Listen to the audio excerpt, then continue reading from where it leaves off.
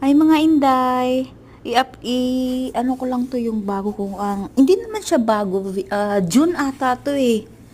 June, nakip ko siya ng mata kasi siyempre first time ko po mag-vlog. I-upload ko na lang po para makita nyo kung ano nangyari sa akin sa Alula. Sumakay po ako dito sa camel. Na-scared na, parang natakot po ako, kaso lang, sabi ko parang ang bait naman ng camel. Tuwan-tuwa ako siguro.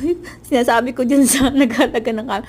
Kuya, wag mo naman akong ano yun baka malaglag, hindi mabait yan. Tapos ini-explain sa akin ng jowa ko, ganitong gagawin mo.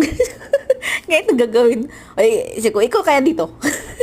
Tapos sabi niya, mawak ka ng maayos. Nagpapasalamat naman ako sa jowa ko kasi tinutulungan niya ako, ina-advise niya na ako hindi ako mahulog.